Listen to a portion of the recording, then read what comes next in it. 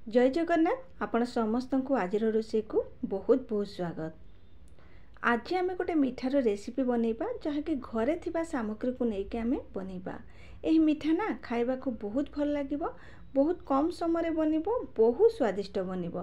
थरे जदि मिठाटी को आपण माने घरे बनाउचंती एटा सब बेले बनैबा पई इच्छा करिवे, समस्त को ए मिठाटी पसंद आसीबो। आपण माने वीडियो को शेष पर्यंत देखंतु, जानि परिबे ए मिठाटी मु केमती बनाउची बोली। ताले चलतु रेसिपी आरंभ करिबा।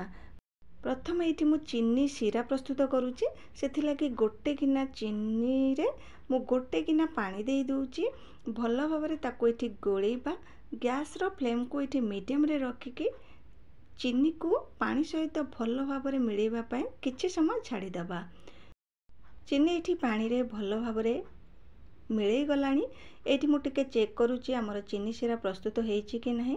एटा भल भाव ये बनिनी। एबे मु आउ किछि समय ताको एठी फुटबा पई छाड़ी देबी। गैस रो फ्लेम को एठी मीडियम रे रखिथिबा। एठी किछि समय परे मु आउ थरे ताको चेक करूची। एठी देखि पारुथिबे हमर चीनी सीराटा प्रस्तुत हो गलानी। आगो ठारू टिके एटा बहलिया हो गलानी। हाथ रे एमती टिके नै कि मु चेक कलारु आंगुली रे आमको सेटा महू परिका लागुची, ताहले जानिबे जे चीनी सीरा एठी प्रस्तुत होईची। एबे गैस रो फ्लेम को ऑफ करबा। आको आमे ठंडा करबा पई छाड़ी दबा।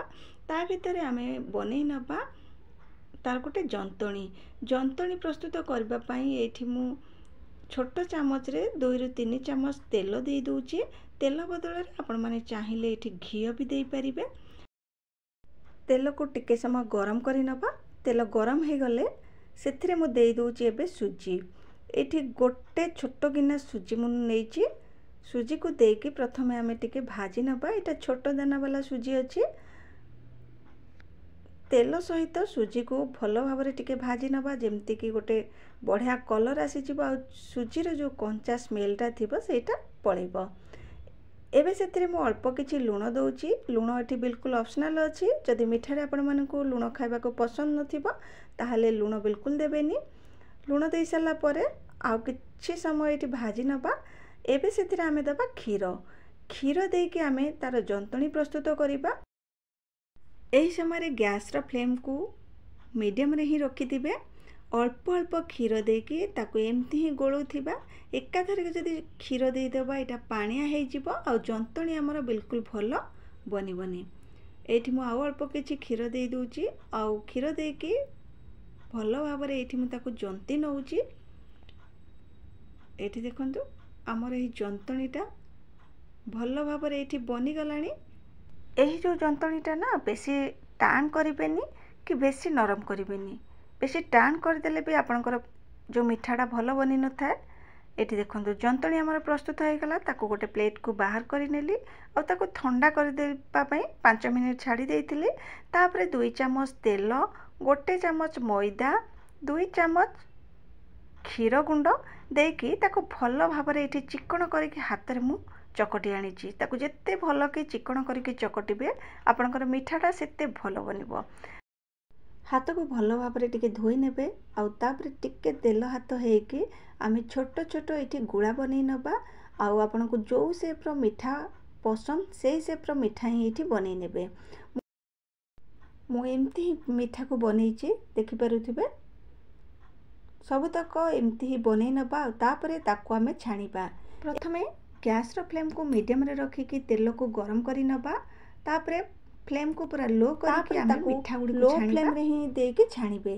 काहे कि ना जदि एटा को आमे बेसी हाई फ्लेम करके छाणी नउचंती ऊपरटा पूरा जल्दी क्रिस्पी हो जाई थाए कि भीतरटा कंचा रही थाए, जहा द्वारा कि मिठाटा भल बनी न थाए।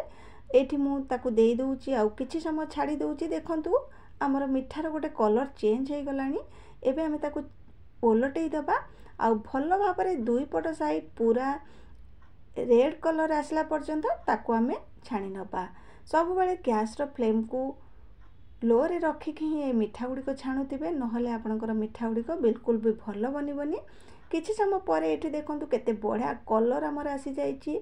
एही समय मु ताको बाहर करि नेउची, नहले आपण माने जदि आउ टिके डार्क कलर बनिबा पई चाहुथिबे ताला आउ किछि समय ताको तेलर दे केमती छाणी नेबे। ये हमर एबे प्रस्तुत हो जाईची। आउ बेसी मु एठी डार्क करूनी ताकू गोटे प्लेट को बाहर करी नेबी आउ ताकू आमे चीनी सिरा रे देई दबा। देखंतु केते बढ़िया कलर आसीची देखि पारुथिबे। तो एबे आमे चीनी सिरा रे आकू दबा। चीनी सिरा एठी हमर टिके ठंडा हो जाइथिला, मु आउ टिके ताकू गरम करी नेली। बेसी गरम नाही, एटा बहुत कम गरम अछि आउ जेमति कि हमर नख उषुम गरम सेमति ही अछि।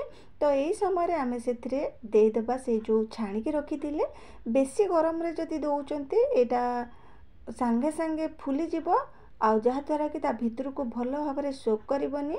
तो सेथि लागे हल्का उषुम थिबो आपण माने एही मिठा गुडी को देई देबे। एबे ताकू देकी भलो भाबरे गोळे नबा आउ कवर करी दबा।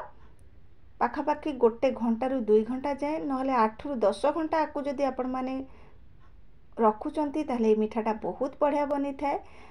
गोटे घंटा परे आपण माने परे एटा आपण माने खाई परिबे। बहुत टेस्टी बनी थाए, नरम भी बनी थाए, किंतु बेसी समय रखिले एटा आहुरी टेस्टी बनी थाए। को कवर करी दउची। यदि वीडियो आपण मानको भल लागिथिबो ताले निहाती लाइक शेयर और सब्सक्राइब करी नेबे। ए वर्ष राखी पूर्णिमा रे निश्चित बनांतु। पुणी देखाबा नुआ एक वीडियो रे।